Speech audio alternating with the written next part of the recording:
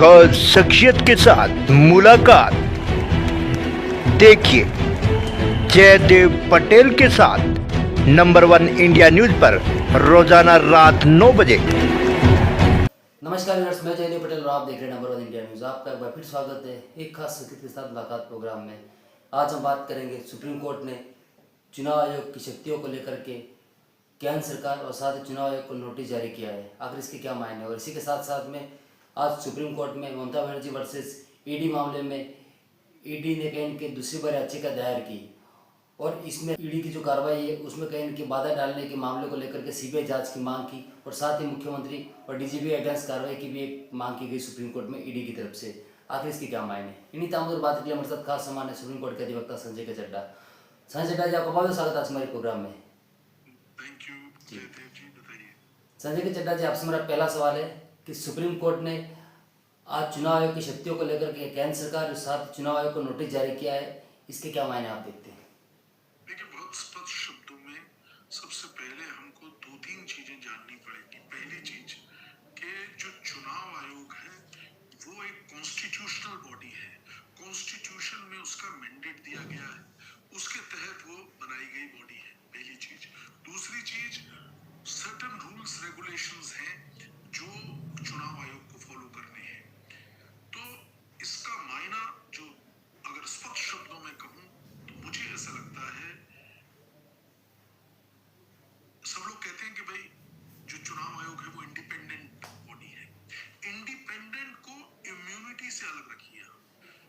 Independent है लेकिन अगर दिए गए दायरे, दिए गए कानून की व्यवस्था, दिए गई तमाम चीजों के साथ नहीं चलेगा तो उसको कोई इम्यूनिटी नहीं मिली है, उनके ऊपर भी सवाल उठाया जा सकता है। और वही आज सुप्रीम कोर्ट में हुआ। जिन जिन विषयों को सुप्रीम कोर्ट के समक्ष रखा गया कि ये चीजें हैं।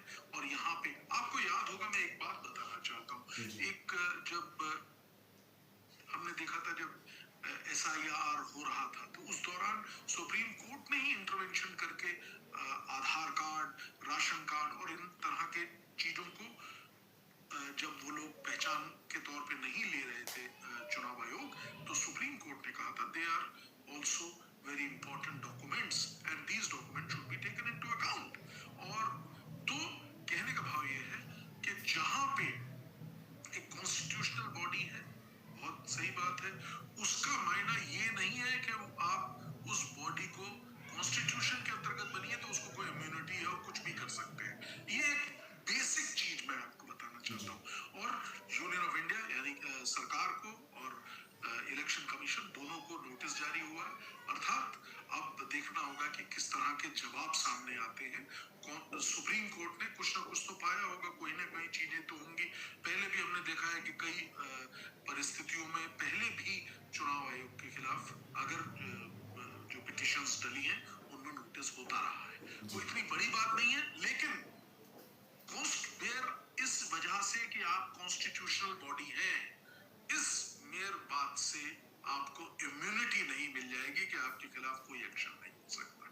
जी संजय के चड्ढा जी, ईडी वर्सेस ममता बनर्जी का जो मामला है, IPF पर ईडी की कार्रवाई के दौरान जो ममता बनर्जी ने कहीं की कार्रवाई में रोक लगाने की कोशिश की थी, बाधा डाली थी, उसके बाद से शुरू हुआ।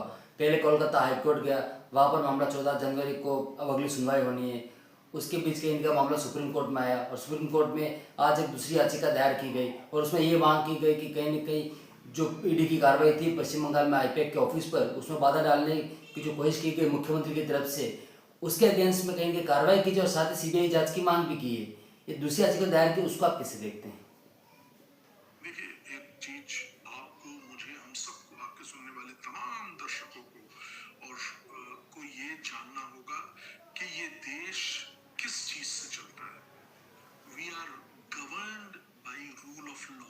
रूल ऑफ लॉ से हम चलते हैं, कॉन्स्टिट्यूशन में निहित प्रोविजन से हम चलते हैं, सुप्रीम कोर्ट के द्वारा समय समय पे दिए गए निर्णयों से हम चलते हैं, ना कि किसी की विम्स पे, किसी के कहने पे, चाहे वो कोई भी पद पे हो, चाहे मुख्यमंत्री हो, प्रधानमंत्री हो या कुछ भी हो, उनके कहने पे। सब लोग एक नियम है, रूल ऑफ लॉ है, उससे गवर्न होते हैं। अगर उस पे कोई दखलंदाजी करेगा, किसी भी तरीके से कोई करेगा तो वो मुझे ऐसा लगता है कि वो सही नहीं है। और ये जो बात है जो आपने बताया कि एक पिटीशन दायर हुई है और उसमें अगर ये सत्य है कि किसी भी प्रकार से पब्लिक सर्वेंट के वर्क में अगर किसी भी प्रकार से कोई इंटरफेरेंस करेगा तो चाहे कोई भी हो, आपको यहाँ नहीं भूलना चाहिए कि यही वो देश है जहाँ पे प्रधानमंत्री के ऊपर भी मुकदमा चला था। आदरणीय स्वर्गीय श्री राव साहब जो थे हमारे प्रधानमंत्री, उनके खिलाफ नरसिम्हा राव साहब के खिलाफ भी केस चला था, याद करिए। तो हमारे यहाँ पे we are governed by rule of law. Rule of law सर्वोपरि है और अगर कहीं पे कोताही होगी तो मुकदमा उस व्यक्ति के ऊपर भी होगा, चाहे वो प्रधानमंत्री हो, चाहे वो मुख्यमंत्री हो, चाहे वो एक साधारण व्यक्ति हो, मेरी तरह आपकी तरह। ये तो हुई एक बात। अब किसी भी तरीके से इसको हमें देखना सिर्फ और सिर्फ एक चीज है कि हमें ये इसमें देखने की आवश्यकता ये है कि क्या कुछ कोताही हुई है, इसके लिए ये पिटीशन लगाई गई है। Let's see how supreme court react. जी, संजय के चड्डा जी, जिस प्रकार से ईडी वर्सेस ममता बनर्जी का मामला चला, पहले कोलकाता हाईकोर्ट गया और हाईकोर्ट में सुनवाई जो पेंडिंग है, इस बीच के इनके मामले को सुप्रीम कोर्ट आना क्या दर्शाता है? देखिए, मुझे ऐसा लगता है कि दो तीन चीजें, अगर आप मुझसे स्पष्ट रूप से पूछें, मुझे ऐसा लगता है कि ईडी के द्वारा इस तरह का कदम के, क्योंकि 14 आज हम 12 तारीख में है, 13-14 सिर्फ एक ही दिन का बीच में समय अंतराल है। क्या तेजी रही, क्या वो रही, मैं उस पर तो जानता नहीं हूँ। मुझे ऐसा लगता है कोई ना कोई अर्जेंसी ईडी को जरूर लग रही होगी, इस वजह से ही ईडी तत्परता के साथ सुप्रीम कोर्ट में आई है। अब ये देखने की बात होगी कि क्या वो अर्जेंसी, और ये भी हो सकता है, देखिए अगर रिपरकशन की जहां तक बात है, ये भी हो सकता है कि सुप्रीम कोर्ट स्पष्ट रूप से जो दूसरा पक्ष है वो ये कह सकता है कि ऑलरेडी एक मैटर जो है हाई कोर्ट के समक्ष पेंडिंग है, 14 तारीख को डेट है, तो उसके निर्णय का वेट करना चाहिए और सुप्रीम कोर्ट इसमें कंसेंट भी दे सकता है। लेकिन सुप्रीम कोर्ट ये भी कर सकता है कि सुप्रीम कोर्ट ये देखे कि कोई इंपॉर्टेंट एलिमेंट समक्ष रख रहा है पिटिशनर, तो उसको सुनवाई भी हो सकती है। जी, संजय के चड्डा जी, आपसे मेरा एक आखिरी सवाल है कि जिस प्रकार से ममता बनर्जी ने ईडी की कार्रवाई के दौरान वहाँ पहुंचे, वहाँ से फाइल उठा करके लेकर चले गए, उसके बाद मामला हाईकोर्ट गया कोलकाता, फिर अब सुप्रीम कोर्ट आया, तो क्या आपको लगता है कहीं ना कहीं हाईकोर्ट या सुप्रीम कोर्ट इस पूरे प्रकरण को लेकर के मुख्यमंत्री या फिर वहाँ के डीजीपी अगेंस्ट किसी प्रकार की कार्रवाई के आदेश दे सकते हैं, और अगर कार्रवाई होती है तो किस प्रकार की हो सकती है? देखिए, मैंने जैसा कि अभी अपने पिछले क्वेश्चन के जवाब में आपके कहा कि हमारा देश चलता है रूल ऑफ लॉ से, हमारा देश चलता है given provisions of the constitution के जरिए, जो निहित है, जो लॉ है, जो स्टैट्यू है, उसके द्वारा हम लोग गवर्न होते हैं, ना कि मेरे, आपके या किसी व्यक्ति के द्वारा किए गए कार्य में, आपके द्वारा दिए गए किए गए निर्णयों की वजह से नहीं। हम लोग गवर्न होते हैं लॉ से।